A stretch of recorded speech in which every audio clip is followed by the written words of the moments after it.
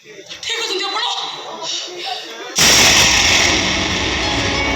ଦୀପାଳି ଦୀପାଳି ତମେ ଆସି ଏଠି ଏଇଟା କୋଉ ଜାଗା? ଏଇଟା ପୁରା ହସ୍ପିଟାଲ। ହସ୍ପିଟାଲ ହସ୍ପିଟାଲ ମୁଁ କାହିଁ ଆସିଛି? ତମେ ପୁରା ହସ୍ପିଟାଲ କାହିଁକି ଆସିଛ? ଏ ଦୀପାଳି ମୋ ମୁଣ୍ଡରେ ବ୍ୟାଣ୍ଡେଜ କଣ ପାଇଁ ମୋ ମୁଣ୍ଡରେ ବ୍ୟାଣ୍ଡେଜ? ହଁ ମୋର ମନେ ପଡ଼ିଲା ସେ ଲୋକ ଯେତେବେଳେ ବାଡ଼େଇ ମୋର ଏଇ ଅବସ୍ଥା କରୁଛନ୍ତି। ନାଇଁ ନାଇଁ ଲୋକମାନେ ନୁହେଁ, କାର ଆକ୍ସିଡେଣ୍ଟରେ ତମର ଏଇ ଅବସ୍ଥା ହେଇଛି। Car accident? ମୋର କାର ଆସିଲା କୋଉଠୁ? ଆରେ ତମେ ପରା ସୁମନ ସହିତ ହନିମୁନ ପାଇଁ ଯାଉଥିଲ। ସୁମନ? କୋଉ ସୁମନ? ସୁମନ କିଏ? ଯୋଉ ସୁମନକୁ ତମେ ବାହା ହେଇଛ। ଦୀପାଳି ତମର ପାଗଳ ହେଇଯାଇଛ?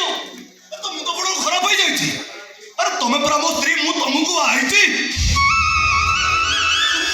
ତମେ ଚାହୁଁ ତ ମୁଁ କୋଉ ସୁମନକୁ ବାହା ହେଲି କେମିତି? ତମର ପଛ କଥା ସବୁ ମନେ ପଡିଯାଇଛି। ପଛ କଥା? ପଛ କଥା କଣ? ହଁ ମୋର ଠିକ ମନେ ପଡିଲା। ସେ ଛୋଟ ଗୁଣ୍ଡାମାନ କଣ ବଞ୍ଚିବାକୁ ଯାଇ ସେମାନଙ୍କ ହାତରୁ ମତେ ମାଡ଼ ଖାଇବାକୁ ପଡିଲା। ଆଉ ସେମାନଙ୍କ ମୁଣ୍ଡକୁ ଆଉ ତମ ମୁଣ୍ଡରେ ଏତେ ଆଘାତ ଲାଗିଥିଲା ଯେ ତମେ ତମ ପଛ କଥାକୁ ଭୁଲି ଯାଇଥିଲ। ଆଉ ଭୁଲି ଯାଇଥିଲ ତମର ଅଧା ରାତ୍ର ସାଥେ ଦୀପାଳି କଥାକୁ। ମୁଁ ତମକୁ ଭୁଲି ଯାଇଥିଲି? ହଁ, ତମେ କେବଳ ଦୁନିଆରେ ଜଣକୁ ଜାଣିଥିଲ, ଜଣକୁ ଚିହ୍ନିଥିଲ। ସେ ଜଣକ ହଉଛି ସୁମନ। ସୁମନ? କିଏ ସେ ସୁମନ? ଯୋଉ ସୁମନକୁ ବଞ୍ଚିବାକୁ ଯାଇ ତମେ ଗୁଣ୍ଡାମାନ ହାତରୁ ମାଡ଼ ଖାଇଥିଲ। ଆଉ ମାଡ଼ ଖାଇ ତମର ସେନ୍ସ ଚାଲିଗଲା ପରେ ସୁମନ ତମକୁ ମେଡିକାଲ ନେଇଯାଇଥିଲା। ଆଉ ମେଡିକାଲ ତମ ପଛ କଥା ସବୁ ଭୁଲି ଯାଇଥିଲ ଭାବି ତମର ସେବା କରୁ କରୁ ସୁମନ ତମକୁ ଭଲ ପାଇ ବସିଲା। ଆଉ ଶେଷରେ ସୁମନ ସହିତ ତମର ବାହାଘର ବି ହେଲା। ସୁମନ ସହିତ ମୋର ବାହାଘର? ଦୀପାଳି ନାଇଁ, ଦୀପାଳି ନାଇଁ। ସେ ବାହାଘର ମୋ ପାଇଁ ବାହାଘର ନୁହେଁ, ମୋ ପାଇଁ ବାଲି ଘର। ବାହାଘର କେବେ କାହା ପାଇଁ ବାଲିଘର ହେଇପାରେନି। ଆଉ କାହା ପାଇଁ ହେଇ ନପାରେ, ହେଲେ ମୋ ପାଇଁ ହେବ କାହିଁକି ନା ଅନେକ ଆଗରୁ ମୁଁ ତମକୁ ବାହା ହେଇ ସାରିଛି। ତମେ ତ ଆମ ବାହାଘର କଥା ଭୁଲି ଯାଇ ସୁମନକୁ ବାହା ହେଇସାରିଛ।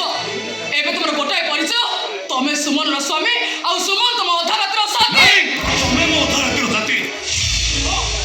ତମେ ହଉଛ ମୋ ସ୍ତ୍ରୀ। ସେ ସୁମନ ଚିହ୍ନିଲା କି ଜାଣିନା ମୁଁ। ଏମିତି କହି ତମେ ସୁମନକୁ ଠକି ଦେଇ ପାରିବନି।